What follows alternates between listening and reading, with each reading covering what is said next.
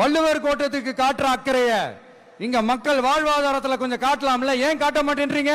இங்க என்ன கவர்மெண்ட் நடத்துறாங்களா இல்ல கண்காட்சி நடத்துறாங்களா? அதனால நாங்க ஒரு வழியில அரசியல் செஞ்சுக்கிட்டு போயிட்டு இருக்கிறோம். உங்களுக்கு தான் டிவிக்கே ஒரு பொருட்டே இல்லல, அப்புறம் ஏன் கதறீங்க? அப்புறம் ஆளாளுக்கு அங்க போயிட்டு இங்க போயிட்டு புலம்பி நீ பெரிய புடுங்கியாச்சே, 200 கோடி ரூபாய் கரியரை விட்டு வரியே, உன்னோட 20 வருஷ வாழ்க்கையில சேலஞ்ச் பண்ணி சொல்றேன். நீ படிச்சு ஒருத்தனை டாக்டர் ஆக்கி இருந்தா அவன ரோட்ல காட்டு, யாரும் ஃபீஸ் கட்டி இருப்பியா? உத்தம மாதிரி பேசுற, நான் காப்பாத்துறேன் நான் வருவேன்ட்டு ஒரு அகரம் பவுண்டேஷனை உருவாக்கி 2 லட்சம் பேரை படிக்க வச்ச நடிகர் சூர்யா எங்கே? விஜய் டிவில வந்த அவன் பேர் என்ன, பாலாவா? பாலா. அவன் பண்ண உதவி கூட நீ பண்ணலையா? இவன் நோக்கம் முருகன் மேல அக்கறையா, பாசமா, ஆன்மீகமா? திருப்பரங்குன்ற மலையில 122 வருஷமா சம்மணர் மலையில பிள்ளையார் கொண்ட தீபம் ஏற்றப்படுகிறது. அங்க ஏற்றக்கூடாதான். தர்காக்கு பக்கத்துல இருக்கிற ஒரு எல்லை கோடு தூண் இருக்கு, சர்வே தூணு, அது மேலதான் ஏத்தணுமா? என்ன காரணம்? ஊரு 2 பட்டா கூத்தாடி கொண்டாட்டம், பிரச்சனை வரணும், கலவரம் வரணும், அடிச்சுக்கிட்டு சாவணும், தமிழ்நாடு அமைதியாக இருக்கக்கூடாது.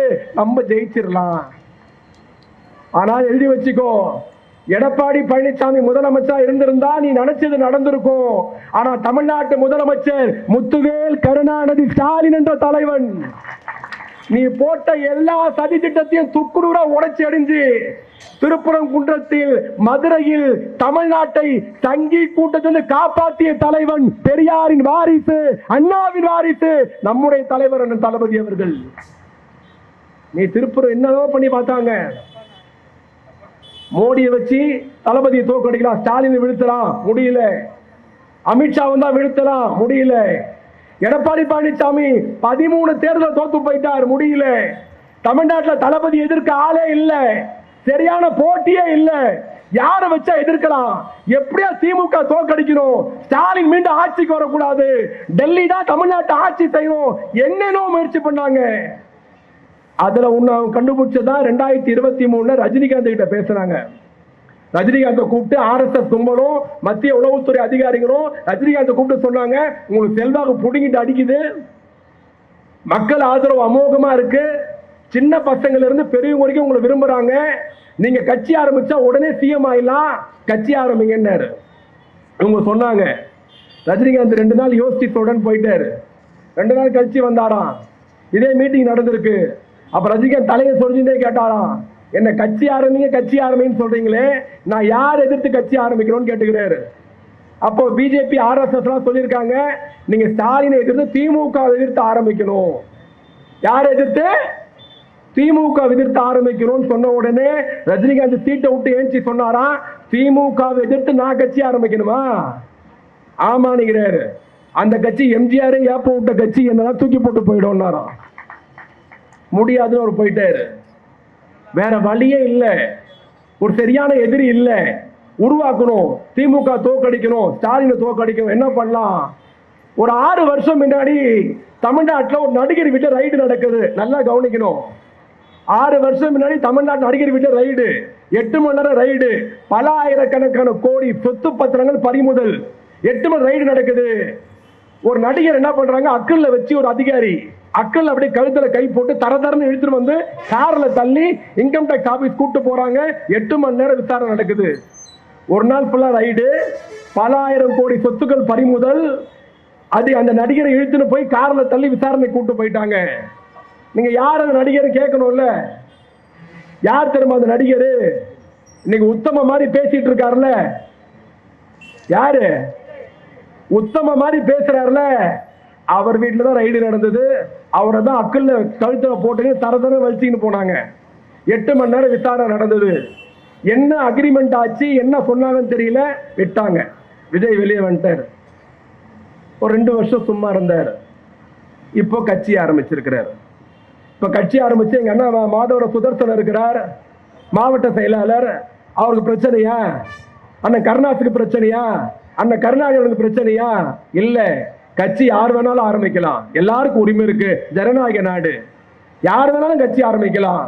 SSR கட்சி ஆரம்பிக்கல, டி ராஜேந்தர் ஆரம்பிக்கல, ஐயா சிவாஜி கணேசன் ஆரம்பிக்கல, நம்ம சரத்குமார் ஆரம்பிக்கல, அண்ணன் விஜயகாந்த் ஆரம்பிக்கல, அண்ணன் கார்த்திக் ஆரம்பிக்கல, எல்லாரும் கட்சி ஆரம்பிக்கலாம், ஜனநாயக நாடு. ஆனா தேரணும். நிக்கணும். பாக்கியராஜ் கட்சி ஆரம்பிச்சாருங்க. எந்த பாக்கியராஜ் தெரியுமா? முந்தானி முச்சி படத்துல முருங்கீரையும் முருங்கவும் ஃபேமஸ் ஆக்குனாரு. அந்த பாக்கியராஜ் கட்சி ஆரம்பிச்சார். எம்ஜிஆர் நேரடியா சொன்னார், என்னுடைய கலை உலக வாரிசு பாக்கியராஜினாரு. அவரும் கட்சி ஆரம்பிச்சார். கடை விரித்தேன் கொள்வாரின்னு மூட்டு போயிட்டாரு. SSRல துவங்கி விஜயகாந்த் வரைக்கும் தமிழ்நாட்டை நடிகர் கட்சி ஆரம்பித்தார்கள். உடனே எதிரில் ஒரு கேள்வி கேட்கிறாங்க, என்னங்க நீங்க அப்ப திமுக எதிர்த்து யாரும் கட்சி ஆரம்பிக்க கூடாதா? நடிகர் ஜெயிக்கவே முடியாதா? எம்ஜிஆர் ஜெயிக்கலையா? பைத்தியக்காரா, எம்ஜிஆர் கட்சி ஆரம்பிச்ச உடனே முதலமைச்சர் ஆகலடா, அரசியலுக்கு வந்த உடனே முதலமைச்சர் ஆகலடா. 57 திமுக சேர்ந்து 77 தாண்டா 20 வருஷம் தமிழ்நாட்டு அரசியல் களத்தில் போராடி வென்ற தலைவர் எம்ஜிஆர் இருந்தார். இவர் என்னடான்னா 6 மாசம் முன்னாடி கட்சி ஆரம்பிச்சார். எவ்வளவு நாள் முன்னாடி? 6 மாசம் முன்னாடி. ஒரு படத்துல, இந்த காதல் ஒரு படம் நடிக்கிறேன். காதல் படத்துல ஒரு நடிகருக்கு வந்து இன்டர்வியூ வைப்பாங்க. அப்போ ஒருத்தன் கேட்பான், தம்பி அமெரிக்கா மாப்பிளையே நடிக்கிறியா? No sir.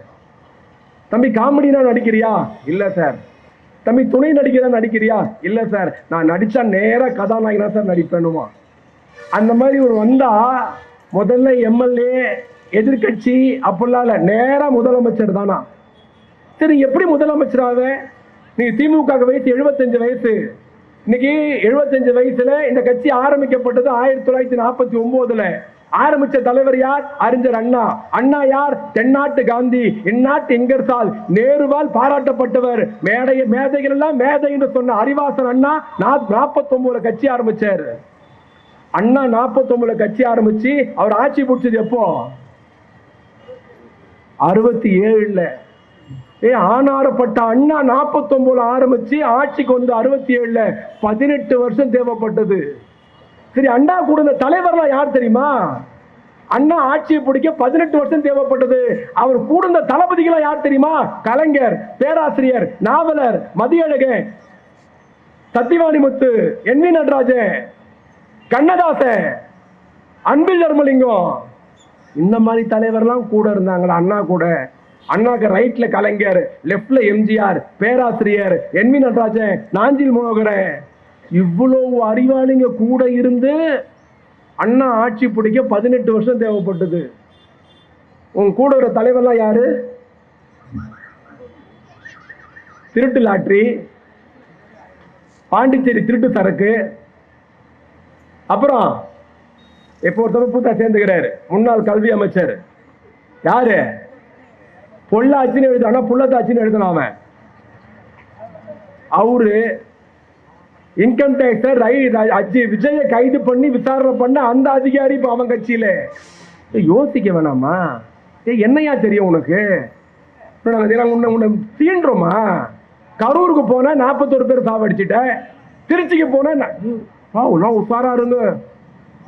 ஒரு பாப்பா பேட்டி கொடுக்குது, என் வீட்டுல 9 ஓட்டுக்குது, 9 ஓட்டு விஜய்க்கு போனா சாப்பாட்டுல விஷம் வச்சு சாவச்சிருன்ட்டு. அவன் அந்த மாதிரி வளர்த்து வச்சுக்கிறான். முறையாது. என்ன பண்ணார் அவரு? 2015 வெள்ளம், 2019 கொரோனா, 2021 வெள்ளம், மீண்டும் 2024 வெள்ளம். பெரியவர்களை, தாய்மகளே, மனசாட்சி தொட்டு சொல்லுங்கள். இந்த 4 பெரிய சம்பவங்கள் தமிழ்நாட்டில் 60,000 பேர் மாண்டு போனார்கள்.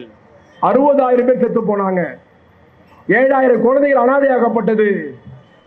இந்த 60,000 பேர் சாகிற போது 2015 கொரோனாவில், 2021, 2024 அந்த நடிகர் வீட்டை விட்டு வெளியே வந்திருப்பாரா? யாருன்னா ஒருவேளை சோறு போட்டிருப்பாரா? ஒரு பால் பாக்கெட் கொடுத்திருப்பாரா? அனாதையாகப்பட்ட குழந்தைகள் படிக்க வச்சிருப்பாரா? இந்த 4 சம்பவத்திலும் இந்த மாதவரம் தொகுதியில் 2015 வெள்ளமாக இருந்தாலும், கொரோனாவாக இருந்தாலும், எதுவாக இருந்தாலும் நீங்கள் கூப்பிட்ட குரலுக்கு ஓடோடி வந்தவர் தான் இங்க அமர்ந்திருக்கிற மாதவரம் சுதர்சனம் என்பதை நீங்கள் மறந்துவிடக் கூடாது. எங்கேயா போனா அப்ப நடிகர்? ஏன்னா 200 கோடியை விட்டு வர, என் கரியரை விட்டு வர, வருமானத்தை விட்டு வர. யார் வர சொன்னா? உன்ன யார் கூப்பிட்டா? நடிகர் சூர்யா தெரியல, உன்ன மாதிரி 200 கோடி ரூபாய் வாங்குறாரா? உன்ன மாதிரி கோடீஸ்வரனா? அந்த நடிகர் சூர்யா அகரம்னு ஒரு பவுண்டேஷனை உருவாக்கி 50 டாக்டர் உருவாக்கி இருக்கிறார், 500 இன்ஜினியர் உருவாக்கி இருக்கிறார், 2 லட்சம் ஏழை குழந்தைகளை படிக்க வைத்த நடிகர் சூர்யா என்பதை யாரும் மறந்துட கூடாது. நீ பெரிய புடிங்கியாச்சே, 200 கோடி ரூபாய் கரியரை விட்டு வரியே, உன்னோட 20 வருஷ வாழ்க்கையில சேலஞ்ச் பண்ணி சொல்றேன், நீ படிச்சு ஒருத்தனை டாக்டர் ஆக்கி இருந்தா அவன ரோட்ல காட்டு. யாரும் ஃபீஸ் கட்டிருப்பியா? உத்தம மாதிரி பேசுற, நான் காப்பாத்துறேன் நான் வருவேன்ட்டு. ஒரு அகரம் பவுண்டேஷனை உருவாக்கி 2 லட்சம் பேரை படிக்க வச்ச நடிகர் சூர்யா எங்கே? விஜய் டிவில வந்த அவன் பேர் என்ன, பாலாவா? பாலா. அவன் பண்ண உதவி கூட நீ பண்ணலையா? விஜய் டிவி பாலா தானே அவன். அது இது எதுவும் என்ன ப்ரோக்ராம் பேர் என்னன்னு தெரியல, புரியல. அந்த நடிகர் பாலா தமிழ்நாட்டில் தேடி தேடி தேடி உதவி பண்ணிட்டு இருக்கிறான். 20 வருஷம் பவுண்டேஷன் ஆரம்பிச்சு விளம்பரமே இல்லாம போட்டோ கொடுக்காம தெரியாம 50 டாக்டர் உருவாக்கி 500 இன்ஜினியர் உருவாக்கி தமிழ்நாட்டு ஏழை மாணவர்களை படிக்க வைக்கிறானே நடிகர் சூர்யா, அவன் மனுஷனா? 200 கோடியை ஒரு படத்துக்கு 200 கோடியை சம்பாதிச்சு 20 வருஷத்துல வீட்டை விட்டே வெளியே வராத நீ வந்து இன்னைக்கு அரசியல் பேசுவியா? யோசிக்க வேண்டாமா? நான் வந்தா என்னன்னு தெரியலையே உனக்கு. 41 பேர் செத்து போயிட்டாங்க கரூர்ல. என்ன பண்ணிருக்கணும்? பாடி போயிட்டே இருக்கு ஹாஸ்பிட்டலுக்கு, நீ சென்னைக்கு ஓடியாண்டியே. 9 மணிக்கு 41 பிணங்கள் கரூர்ல இருக்கு, நீ 9 மணிக்கு சென்னைக்கு வந்துட்டியே. வந்திருக்கலாமா? நீ பெரிய நடிகராச்சே, போய் பார்த்திருக்கணும்ல, ஆறுதல் சொன்னோம்ல, என்ன தேவை பண்ணிருக்கணும்ல. 41 பேர் சாவடித்து சென்னைக்கு வந்துட்டா அது நடிகர் விஜய். செத்த செய்தியை கேள்விப்பட்டவுடன் நைட்டு 1 மணிக்கு ஹாஸ்பிட்டலுக்கு போனா அதற்கு பேர் மு.க. ஸ்டாலின். உன் கட்சிக்கிறண்டா செத்து போனது. உன்னை பார்க்க வந்தவங்க, உன் பேச்ச கேட்க வந்தவங்க 7 மணி நேரம் 8 மணி நேரம் கையில குழந்தைய வச்சுக்கிட்டு தண்ணி கிடைக்காம சோறு கிடைக்காம கொடுமை தெரியுமா? ஒரு அம்மா கையில 4 வயசு குழந்தையோட வந்திருக்கு, அதுக்கு காதும் கேட்காதான் வாயும் பேச வராதான். ஒரு ஆர்வம், காதும் கேட்காதான் வாயும் பேச வராதான். 4 வயசு குழந்தை, கூட்ட நெருக்கடி, குழந்தையோட கீழே விழுந்துச்சு, அதுக்கு பேச வராது இல்ல. நினைச்சாலே கல்ல தண்ணி வந்துடும். 500 பேர் அந்த குழந்தைய மெரிச்சிருக்காங்க. செத்து போன குழந்தைங்க 9 பேர், பெண்கள் 11 பேர், வயசானவங்க 14 பேர், பசங்க 8 பேர்.